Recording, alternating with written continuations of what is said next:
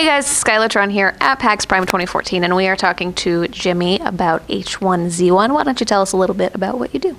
I'm a senior designer on the project. I work a lot with combat and a lot of the player movement stuff, a lot of the boring stuff. I don't want to get into all that. I think combat is kind of on the interesting side. No, fair.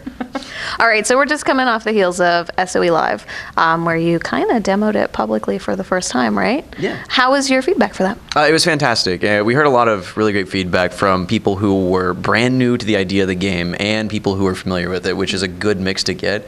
The most important experience of it, though, was just watching.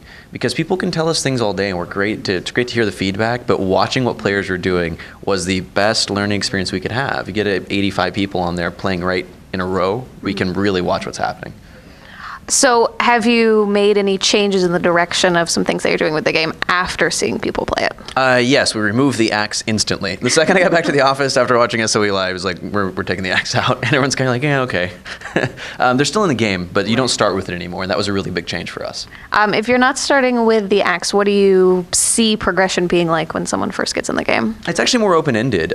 So this game being about survival and scavenging and taking what you can, it did lack a lot of a feeling when you found a machete or you found a maybe subpar melee weapon because you already have an axe. Who needs anything else, right? So now you find the axe and that's your path. You can then go build a bow and start into your crafting. But if you go and you find a gun or a bat, then you still feel good about it, and you can then defend yourself to find your way into scavenging for more things. So it opened up the play experience quite a bit. That makes sense.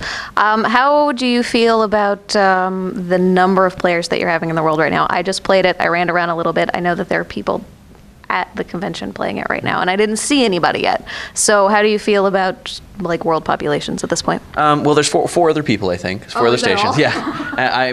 One of them managed to find me earlier. Within 4 minutes of the floor opening, I was punched in the back of the head by some random new player. Like headline, H1Z1 combat designer dies to brand new player. No, we're not quite sure yet. I mean, at SOE Live, we had quite a few people playing at the same time, but we've had bigger play sessions at the office. I mean, early access is going to be a lot of us seeing what we can handle on the servers for good gameplay feel. We know we can support thousands, but that probably wouldn't be much fun. Are you planning on having server types immediately at early access? No, we're actually going to go out vanilla. We're going to go out with what we call vanilla, I guess. Our original rule set, which is just persistent recipes, open PvP, and destructible things. And we'll start working those out later. And speaking of destructible, so I noticed some things are that have been placed, like windows and stuff, some things aren't. So props not destructible? Correct. Things like you said, windows and boxes in the world, they will be destructible. But as far as like the cabinets and things like that you'll find in homes, they will not be. Requested question about gamepad support. Nothing weird, nothing early access. You're planning on implementing that for early access or later? We'll see where that falls. Like we have a lot of things we're working on with the server and a lot of the client stuff just for basic performance and making sure things work. But the good news is, once again, we always talk about it. We're leveraging Forge Lite, which PlanetSide 2 uses as well, and they have fantastic gamepad support because they're also heading to PS4 ahead of us even. So a lot of that stuff will help us out. And PS4 for H1Z1 at some point is actually confirmed, right? Yeah, absolutely. Smed just came out and he's like, yo, PS4, sup, and like dropped the mic and walked off stage or something like that. Yeah, no, we are.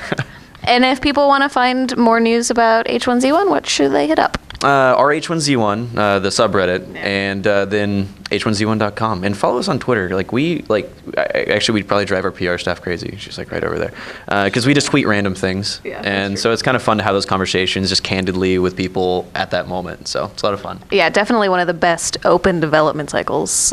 Being able to talk with you guys on Reddit and Twitter and stuff is really, really great. It scares us to death. I can see how that would be true. All right, Jimmy, thanks so much for your time. Yeah, thank you.